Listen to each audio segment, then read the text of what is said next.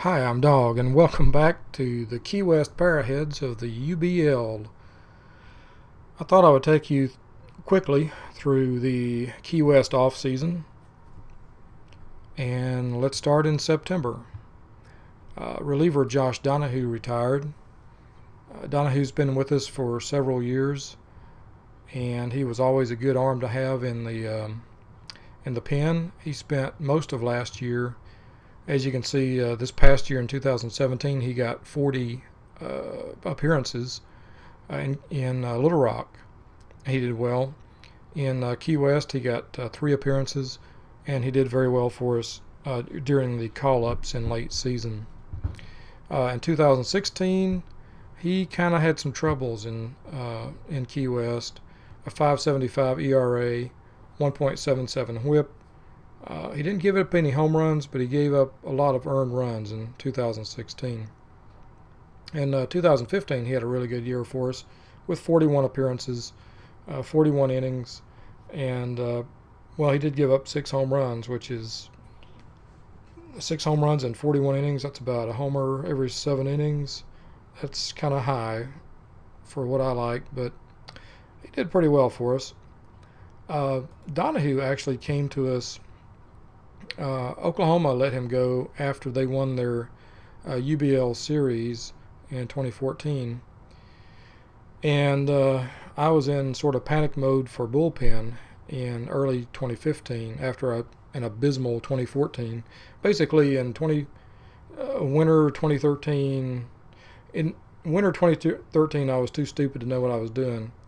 In fact, all through 2014, I was too stupid to know what I was doing.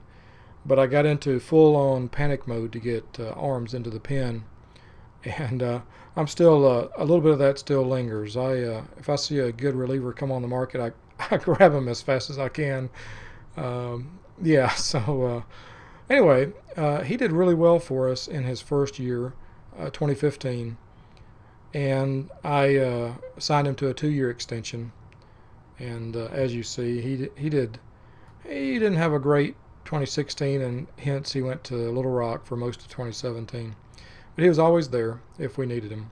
The main worry with Donahue was his control. So let's go back here to reports. Back to September. Howard Ross left us. We found him, got him back on board thanks to OU. Carol Boyd we released, and Boyd was a waiver claim from Chesapeake back in mid-2014, and he did really well for us in 2014. I was very happy to have him, and I signed him almost to an immediate 2-year extension at reasonable money.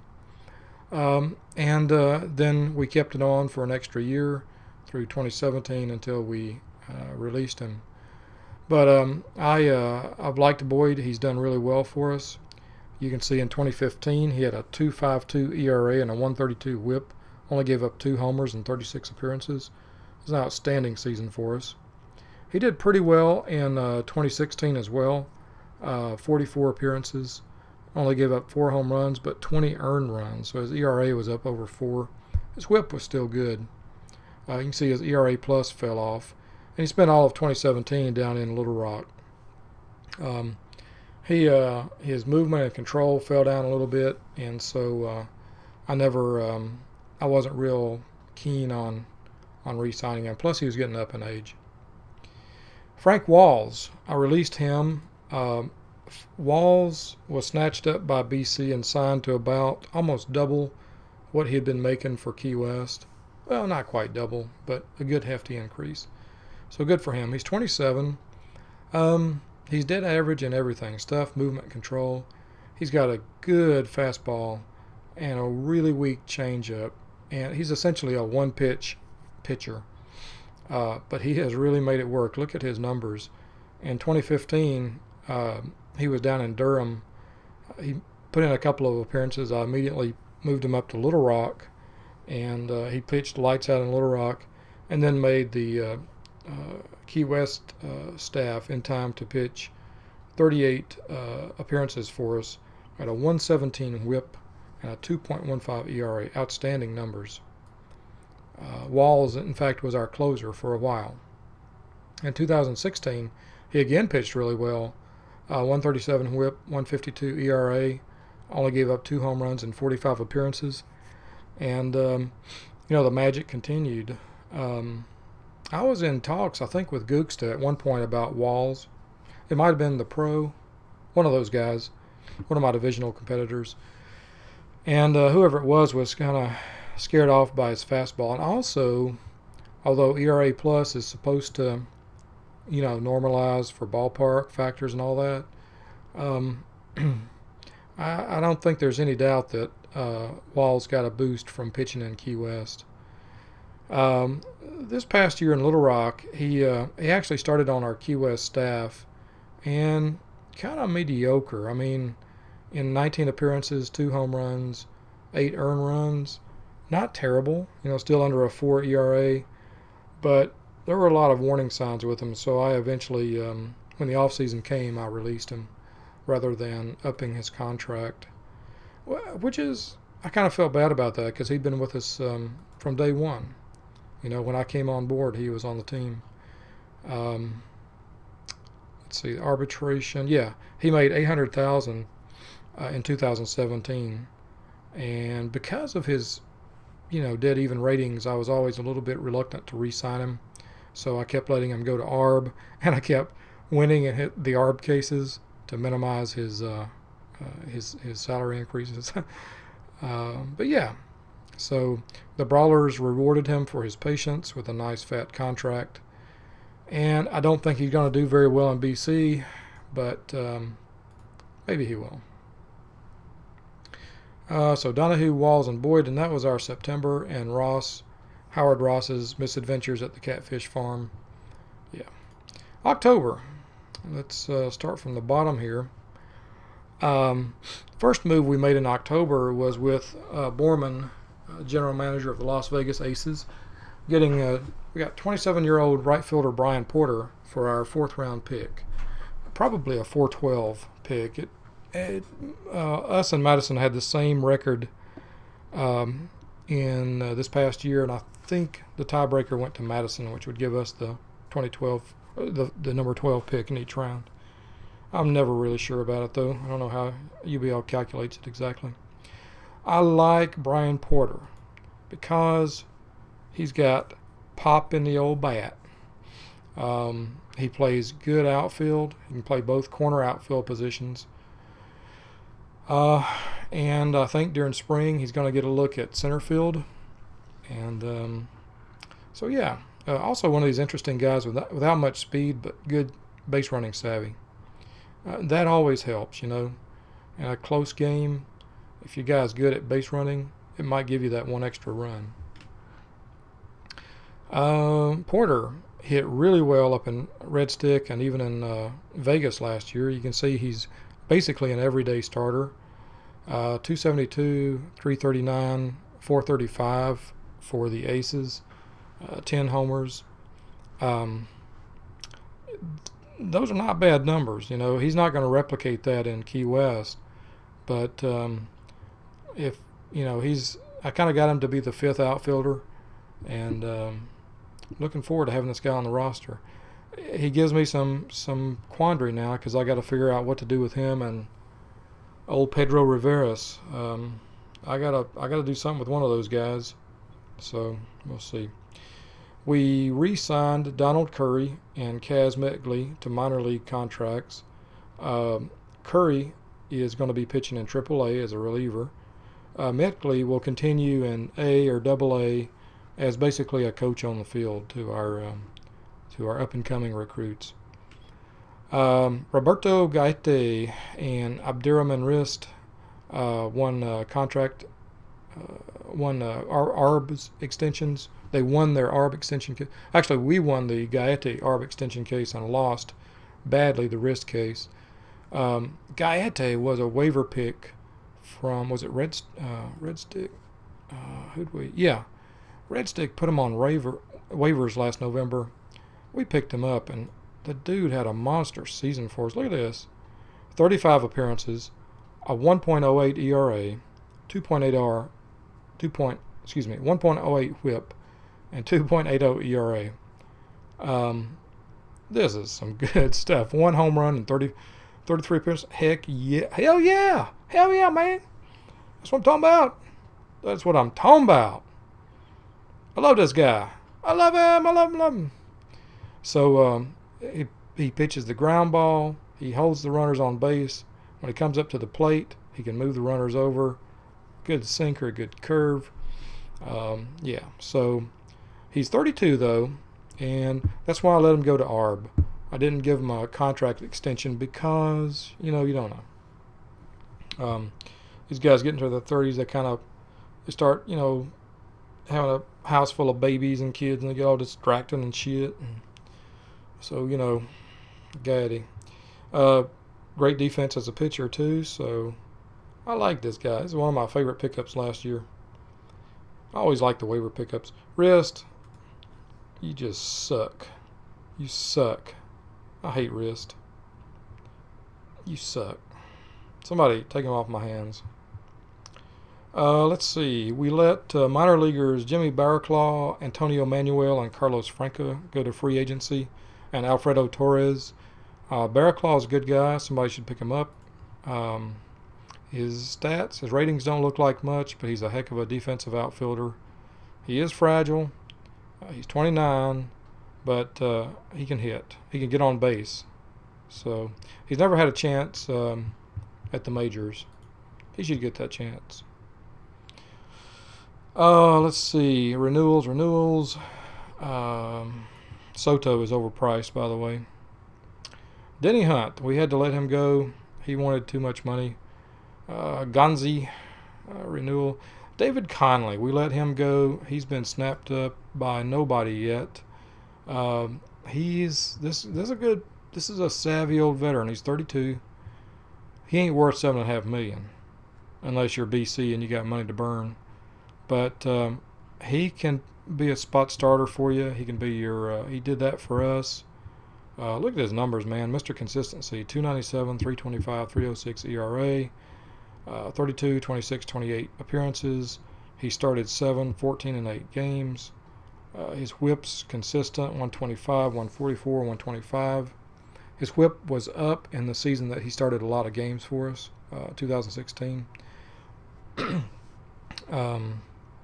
Good pitcher, ERA plus every year for us.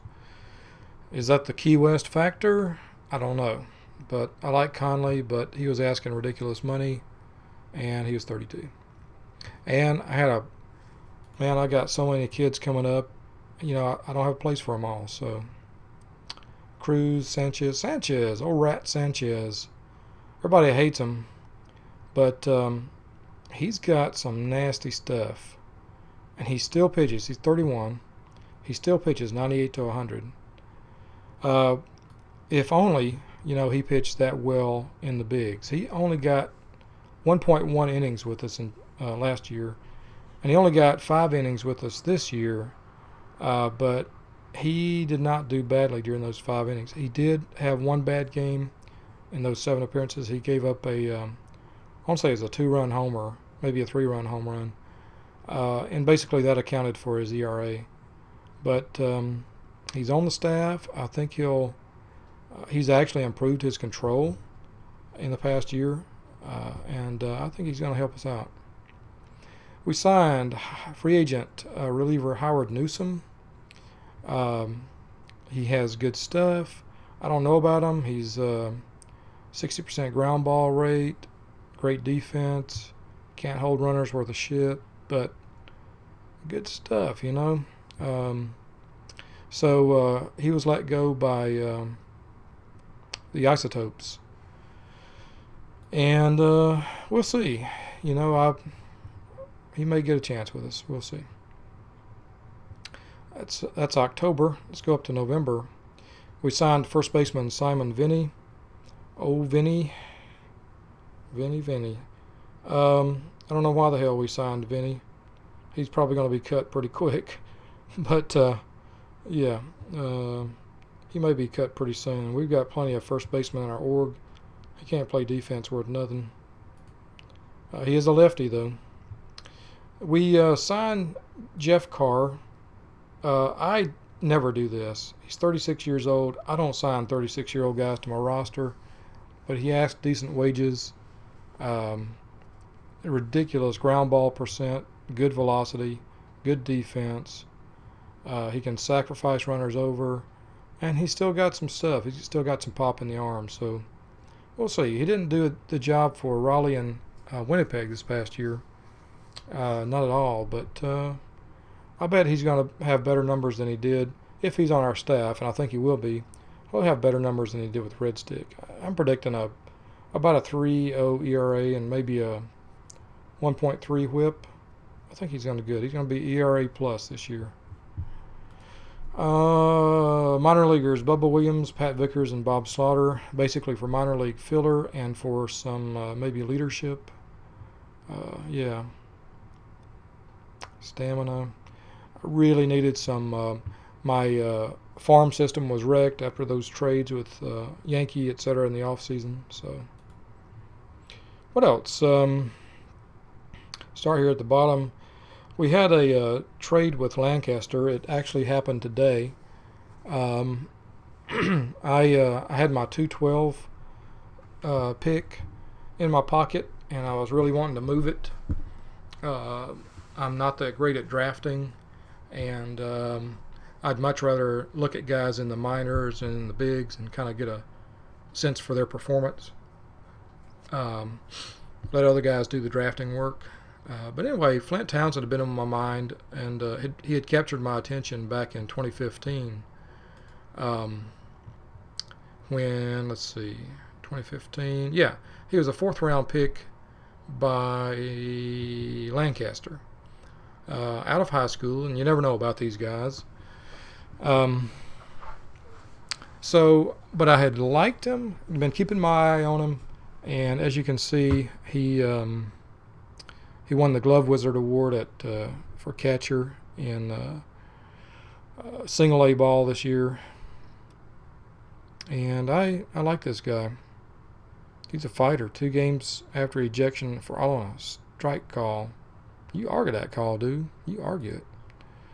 What I really like about him the most is contact, avoid K, and gap ratings, and catcher ability. This is the kind of guy I've been looking for catcher. He may be on my staff, on the major league staff, pretty soon. He's got no speed. That's okay. Yeah. I have been hoping to have a guy with a high catcher ability in my battery, and I've got a prospect now. Also, he's durable. So also he's young. He's he'll be a good backup for us as we move forward. He was the main piece for me in the trade. We also got Ekmel Masuki, and Masuki is a bit of a project. You can see his control is pretty bad, but if he gets it up, his control, guys, if he gets his control up, he could easily be in our bullpen this year. High ground ball rate, good velocity, hold runners, defense, good. This looks like a team leader at that. This looks like a guy I want in my bullpen. So very happy to get him in the deal. He was kind of an add-on from my way of thinking. Sandy Long is going to be a pure AAA pitcher for us to replenish my Little Rock roster. Roy Dixon, I really didn't want to give him up, but he was sort of one of my projects. He was discovered by Howard, and I have kind of had my eye on him. Oops, sorry. Message from number one son. All right, no problem. Got his PC working. He got himself a brand new, as a graduation gift, the grandparents got him a brand new Dell Megatron laptop 6 billion with Windows 8, which is kind of weird, but it was having some boot up problems. It got a solid state drive. It was having some boot issues, and anyway, I've been working with it today, and we finally got it humming like a top. Anyway, Roy Dixon went in the trade. He could be a solid middle infielder, good defense, and good speed. He could be. This is the kind of guy that could bust his his ceilings. He could bust those ceilings. Oops. Sorry about that. I probably should set that to silent, but I always forget to turn it off silent. Also, Blake Brown. Gosh. Okay, got it. So number one son must have just gotten to his phone after a long day. Blake Brown, Gator had his, liked him. He's another long shot guy. But look at this ground ball rate. 79% ground ball percent, but 84 velocity. He's not going to make it in the UBL unless he can get that velocity up about 5 miles an hour to 89, which is sort of the league minimum. His movement is already at 60. Kid's 18 years old. Wicked movement. And he could be like a 90 movement type of a kid if he can ever get his stuff and control in order. I would not be too surprised to see Gator pull him up to the major league staff next year. But yeah, he's a project, but he's a very darn interesting one. And of course the 212 pick. So 212 pick Dixon and Brown went to Gator in return for Long, Masuki, and Townsend. Glad to have Townsend. We signed reliever Lonnie Dowler, and Dowler was signed for the reason I gave you. I was hoping nobody would come in and skim him away. Popular. The guy's popular. And, yeah, so that's really what I'm looking for. Popular guy. You got any minor league options, Dowler? Yeah, he does. Heck yeah. Thank you, man. Excellent. Well, welcome to my farm system, Mr. Dowler. You'll be popular for us wherever you are. Here's a risk I took. Michael Hubbard. The guy has tore his arm in 16 pieces. I'm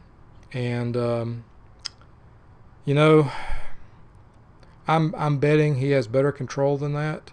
I'm betting $1 million too that he has better control. I remember when he was with Nashville, he was the boss.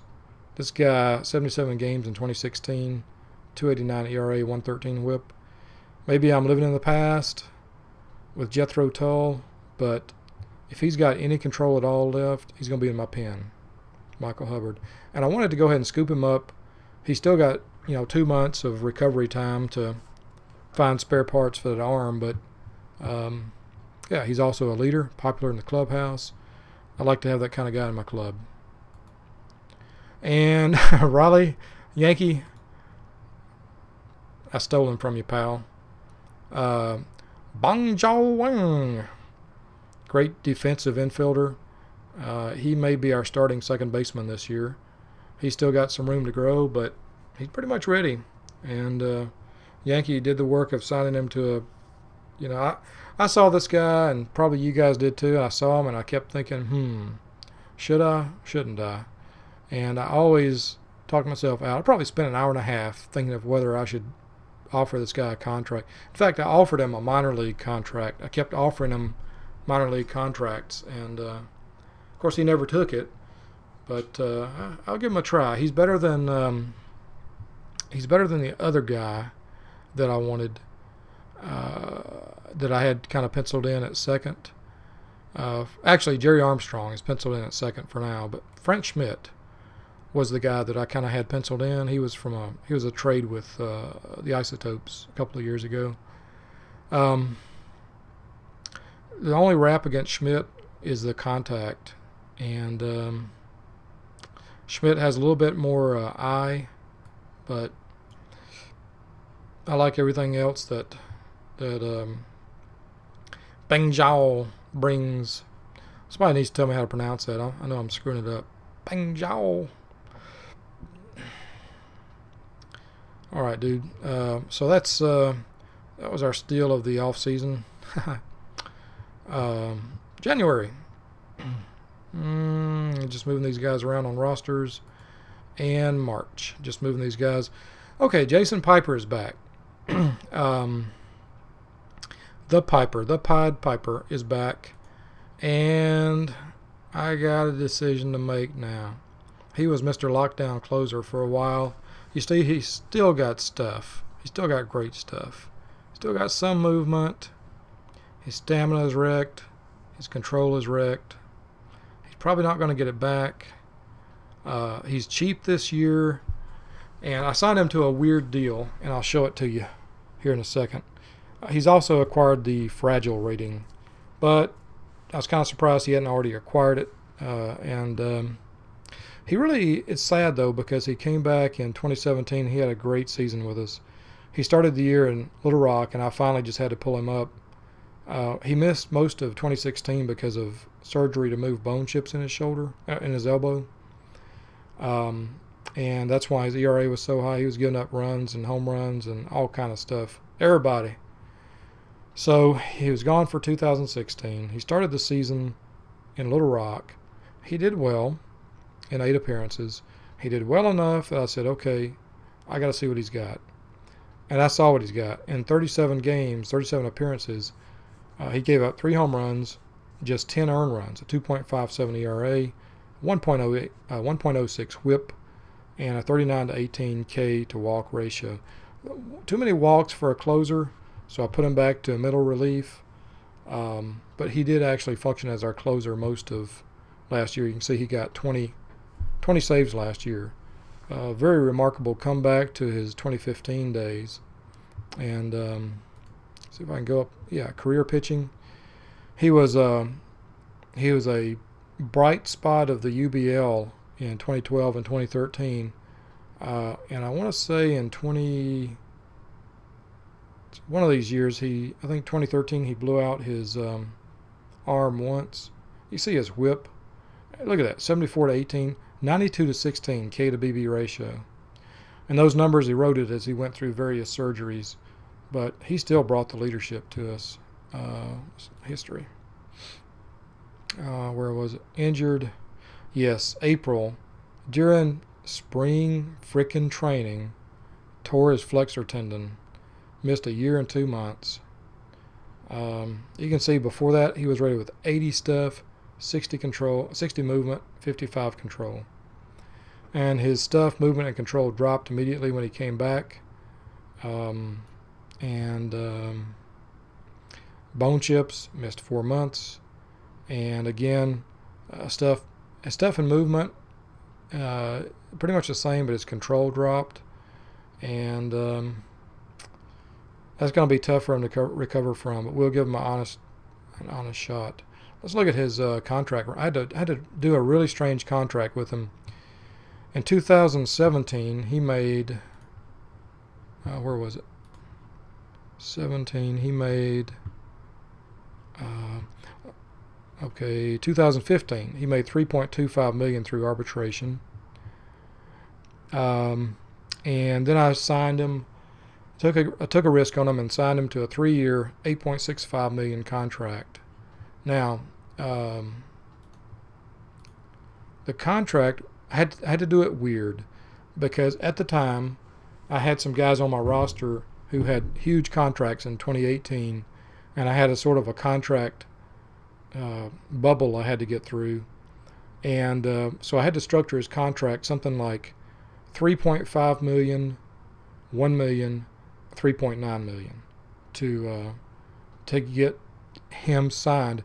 And once I got him signed, this was what I was working on all of early 2017, I think. May have been 2016. It was 2017. I spent most of the early months of 2017 renegotiating and extending and doing what I could to. But he was the key. Once I got him signed to $1 million for 2018, then it freed up some cap space, and I was able to sign other guys, and the dominoes started falling. That was a real pain in the ass to work through that. But sometimes you got to structure these contracts, in unusual ways to get through those blips. The reason, 2018, his ARB estimate was something like $7 million or something, and it blew my it blew my finances all to heck. So anyway, and as you can see, team option in 2019, $3.9 million. So if he has lost it this year, we're off the hook for next year. So, gosh, even now his ARB estimate is 3.9. Really?